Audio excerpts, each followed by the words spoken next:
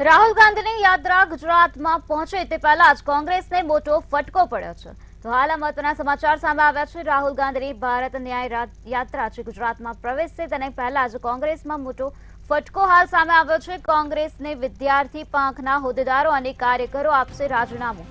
રાજીનામા બાદ આગામી દિવસોમાં ભાજપમાં જોડાઈ શકે છે। રાહુલ ગાંધીની સ્વપ્ન સમાન એનએસયુઆઈમાં ગાબડું પડશે। ગુજરાત પ્રદેશ એનએસયુઆઈ ઉપપ્રમુખ દિગ્વિજય દેસાઈ રાજીનામું આપશે। આ સાથે ગુજરાત પ્રદેશ એનએસયુઆઈ ઉપપ્રમુખ રમેશ શેખ પણ રાજીનામું આપવાના છે। ગુજરાત પ્રદેશ એનએસયુઆઈ મંત્રી રવિ પટેલ પણ રાજીનામું આપશે તો મંત્રી દેવાશિષ મહેતા રાજીનામું આપશે। ગુજરાત એનએસયુઆઈ મંત્રી આશુતોષ મહેતા પણ રાજીનામું આપશે। ગુજરાત એનએસયુઆઈ મહામંત્રી વિરાજ રાયકા પણ રાજીનામું આપવાના છે। દહેગામ યુથ કોંગ્રેસ નેતા વિપુલ દેસાઈ પણ રાજીનામું આપશે।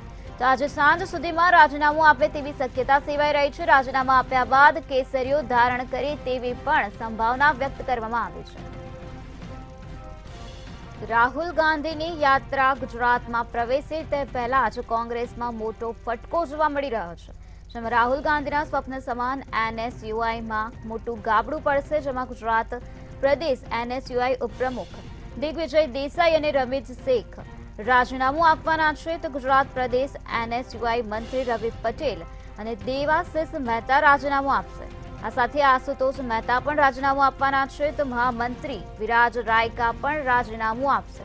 દહેગામ યુથ કોંગ્રેસ નેતા વિપુલ દેસાઈ પણ રાજીનામું આપશે।